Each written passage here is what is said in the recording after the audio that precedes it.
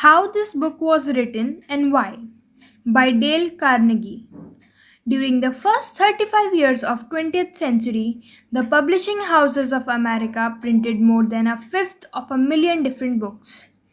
Most of them were deadly dull, and many were financial failures. Many, did I say? The president of one of the largest publishing houses in the world confessed to me that his company, after 75 years of publishing experience, still lost money on 7 out of 8 books it published. Why then did I have the temerity to write another book? And after I had written it, why should you bother to read it? Fair questions both, and I will try to answer them. I have since 1912 been conducting educational courses for business and professional men and women in New York. At first, I conducted courses in public speaking, only courses designed to train adults by actual experience to think on their feet and express their ideas with more clarity, more effectiveness, and more poise, both in business interviews and before groups. But gradually, as the seasons passed, I realized that as sorely as these adults needed training in effective speaking, they need still more training in fine art of getting along with people in everyday business and social contacts. I also gradually realized that I was sorely in need of such training myself. As I look back across the years, I am appalled at my own frequent lack of finesse and understanding. How I wish a book such as this had been placed in my hands 20 years ago.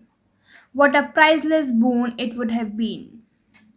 Dealing with people is probably the biggest problem you face, especially if you are in business. Yes, and that is also true if you are a housewife, architect, or engineer. Research done a few years ago under the auspices of Carnegie Foundation for the Advancement of Teaching uncovered a most important and significant fact. A fact later confirmed by traditional studies made at Carnegie Institute of Technology.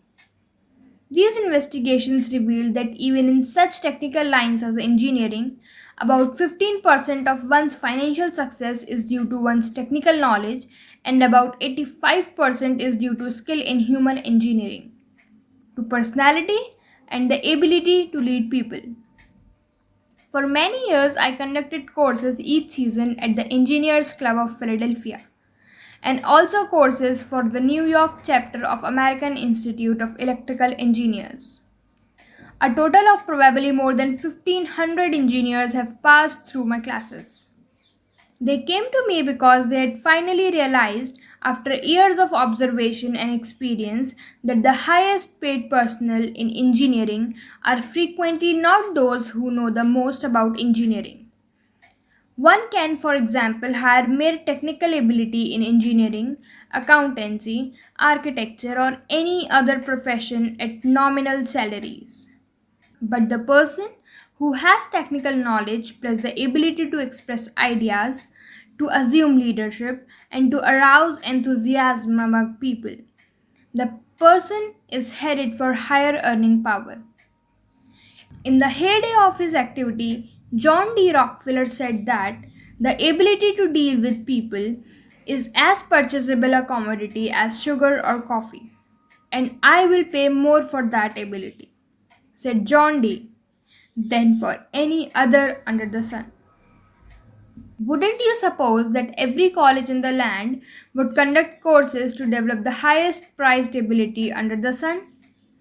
But if there is just one practical common sense course of that kind given for adults in even one college in the land, it has escaped my attention up to the present writing.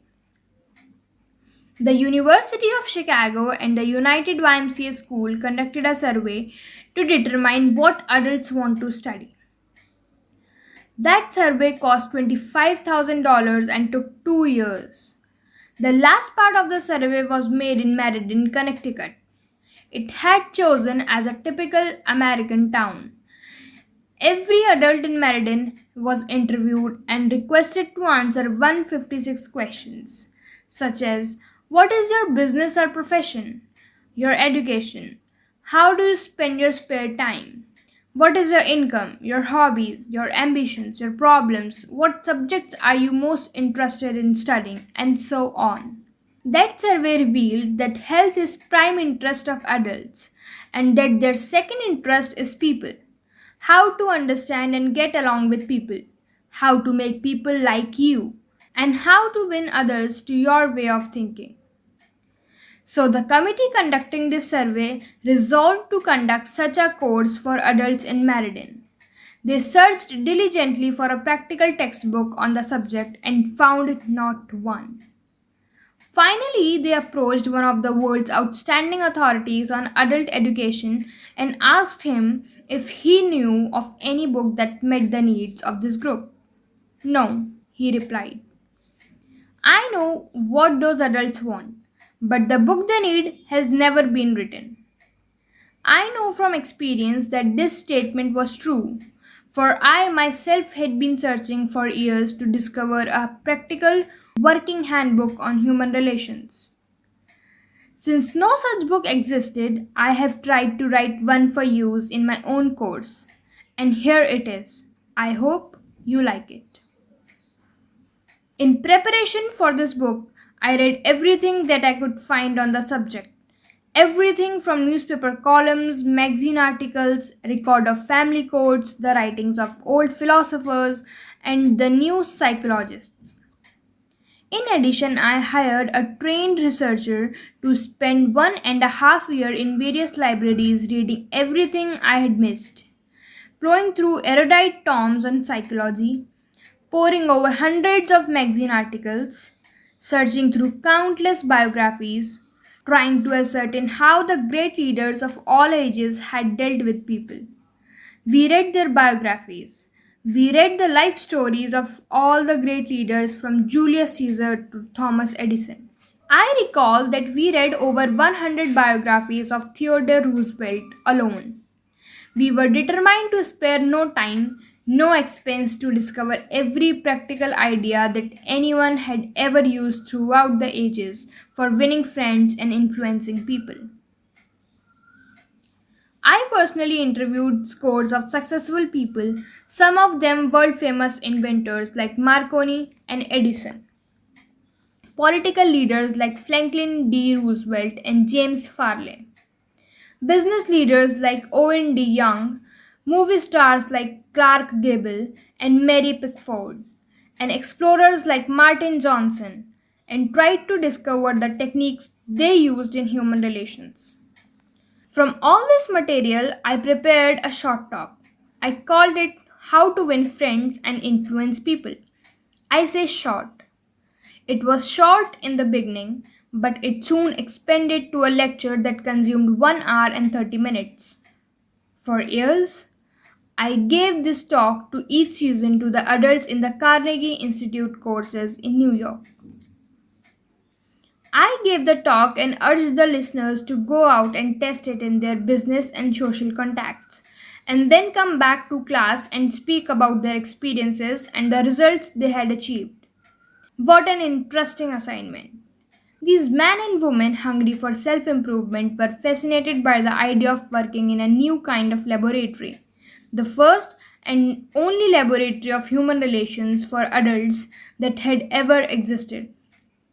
This book wasn't written in the usual sense of the word.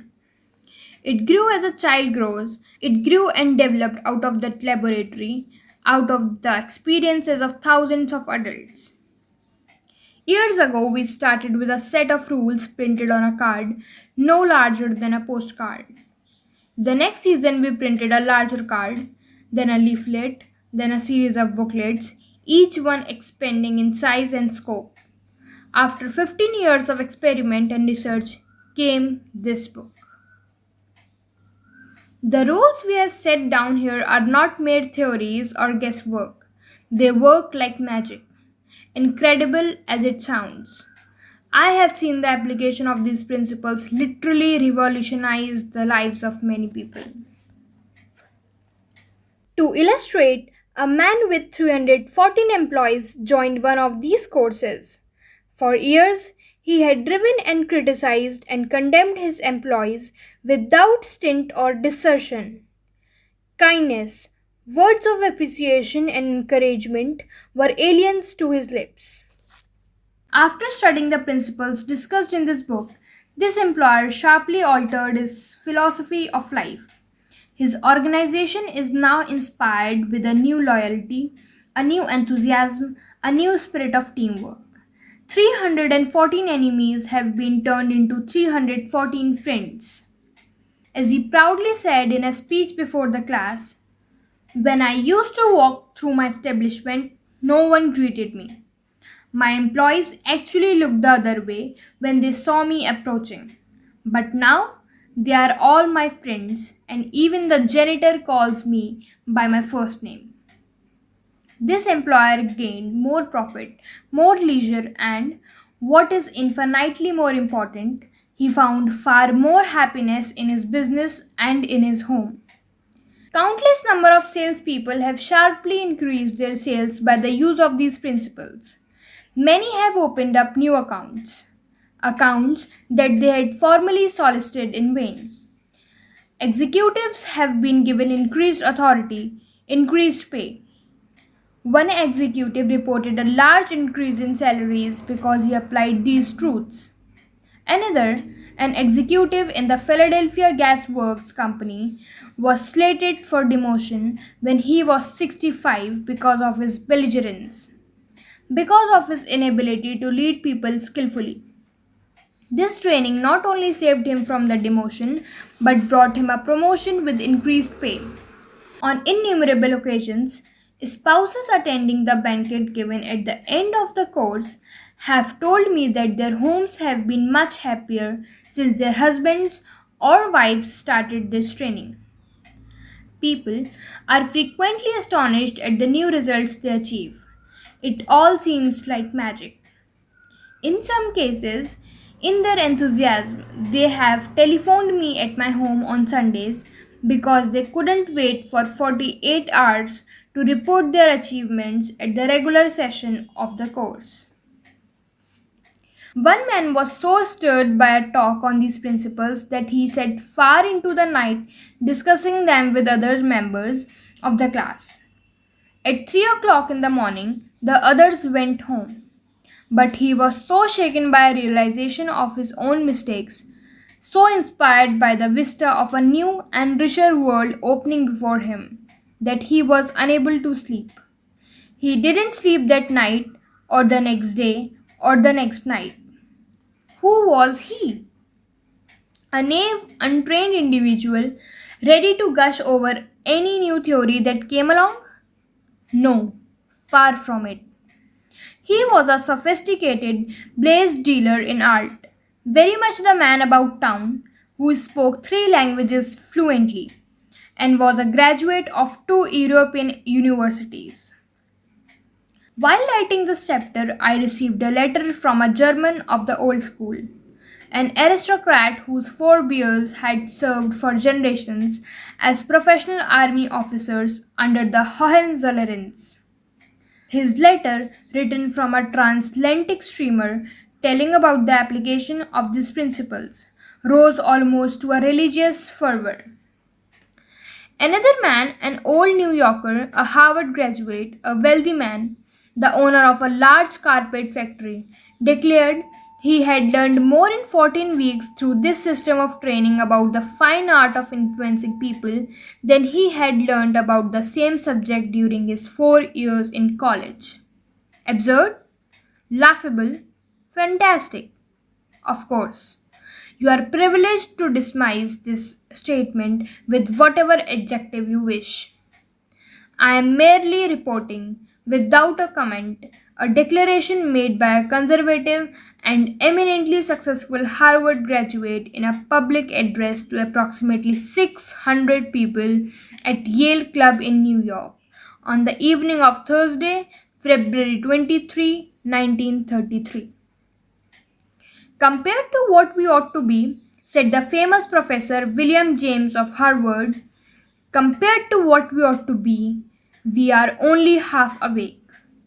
We are making use of only a small part of our physical and mental resources. Stating the thing broadly, the human individual thus lives far within his limits.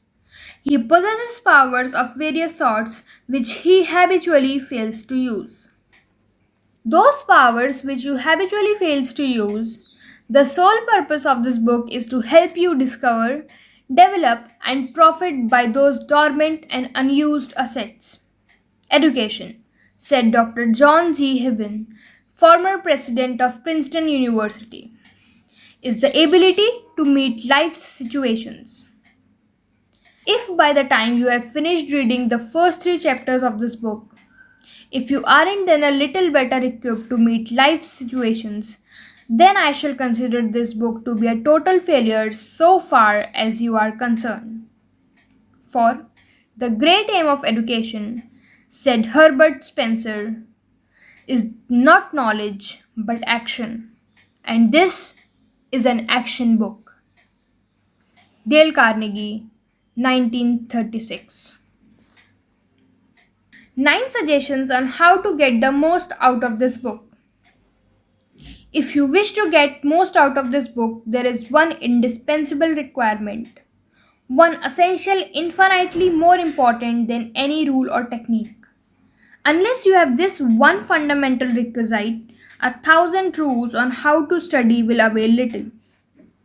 And if you do have this cardinal endowment, then you can achieve wonders without reading any suggestion for getting the most out of a book. What is this magic requirement? Just this: a deep, driving desire to learn, a vigorous determination to increase your ability to deal with people. How can you develop such an urge? By constantly reminding yourself how important these principles are to you. Picture to yourself how their mastery will aid you in leading a richer, fuller, happier, and more fulfilling life. Say to yourself over and over, my popularity, my happiness, and sense of worth depend to no small extent upon my skills in dealing with people. Second, read each chapter rapidly at first to get a bird's eye view of it. You will probably be tempted then to rush on to the next one. But don't, unless you are reading merely for entertainment. But if you are reading because you want to increase your skill in human relation, then go back and reread each chapter thoroughly. In the long run, this will mean saving time and getting results. Third, stop frequently in your reading to think over what you are reading. Ask yourself just how and when you can apply each suggestion. Read with a crayon, pencil, pen, magic marker, or highlighter in your hand. When you come across a suggestion that you feel you can use, draw a line beside. If it is a 4-star suggestion, then underscore every sentence or highlight it, or mark it with stars. Marking and underscoring a book makes it more interesting and far easier to review rapidly. Fifth, I knew a woman who had been office manager for a large insurance concern for 15 years. Every month she read all the insurance contracts her company had issued that month. Yes, she read many of same contracts over month after month, year after year. Why? Because experience had taught her that was the only way she could keep their provisions clearly in mind. I once spent almost 2 years writing a book on public speaking, and yet I found I had to keep going back over it from time to time in order to remember what I had written in my own book. The rapidity with which we forget is astonishing. So, if you want to get a real, lasting benefit out of this book, don't imagine that skimming through it once will suffice. After reading it thoroughly, you ought to spend a few hours reviewing it every month. Keep it on your desk in front of you every day. Glance through it often. Keep constantly impressing yourself with the rich possibilities for improvement that still lie in the officing.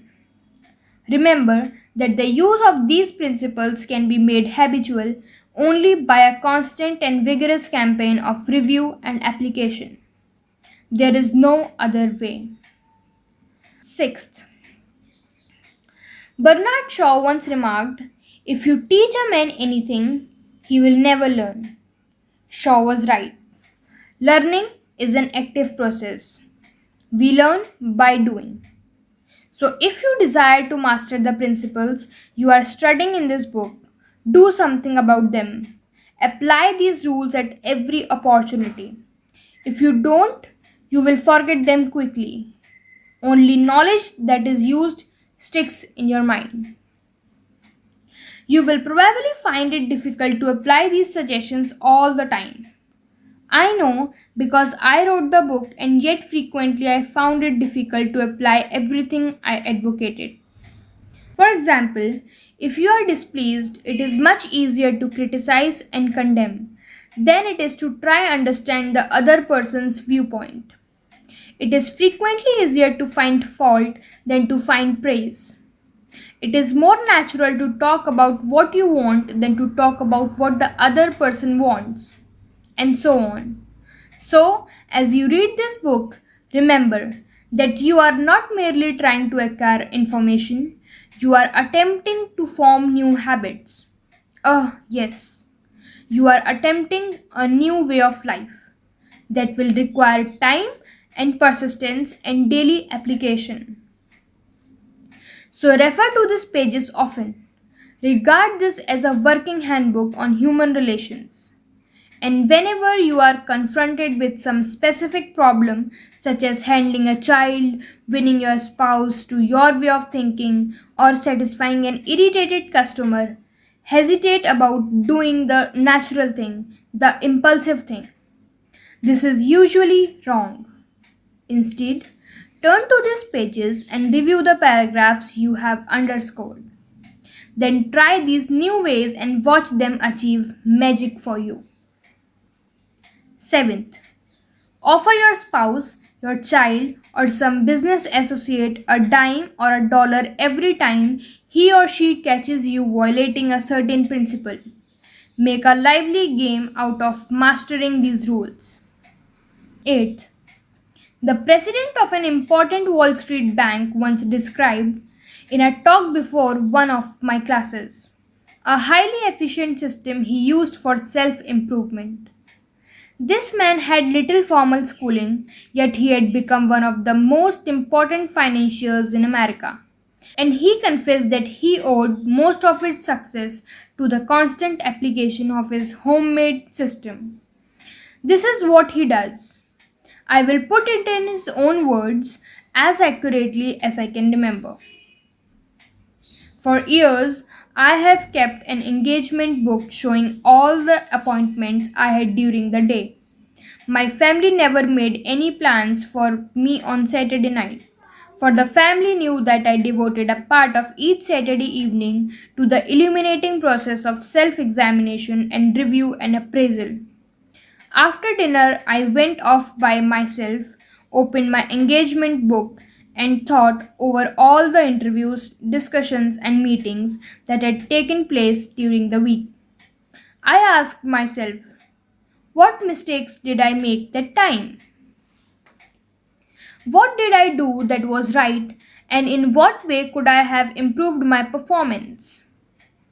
What lessons can I learn from that experience? I often found that this weekly review made me very unhappy. I was frequently astonished at my own blunders. Of course, as the years passed, these blunders became less frequent.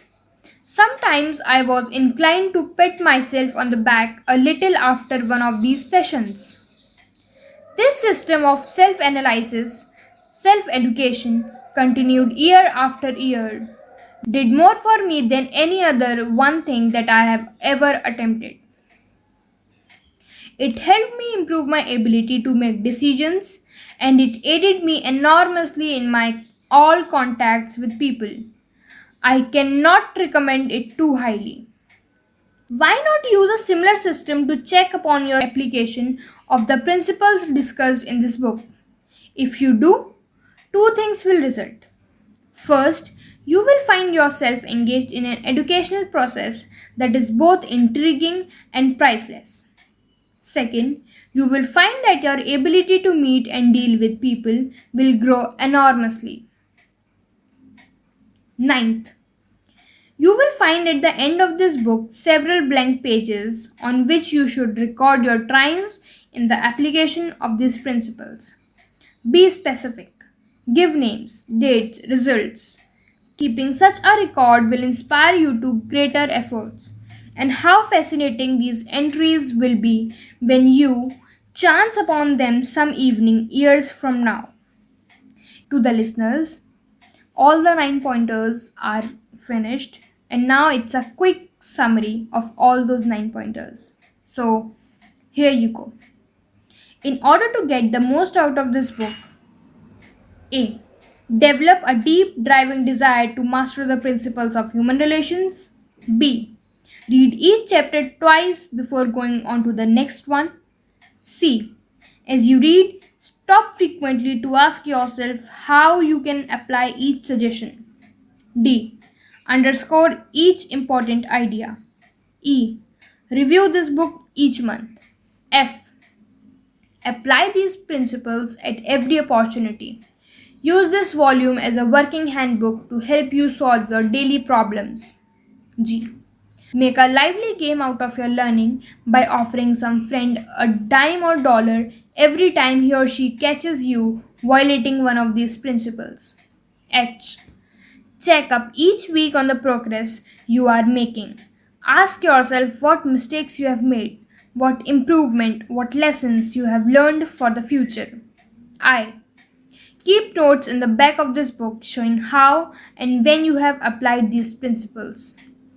To the audience, since you are consuming an audiobook, you can write all your learnings in a separate book. Signing off for today, we'll meet tomorrow again with the first chapter of the book. Until then, keep learning, keep growing.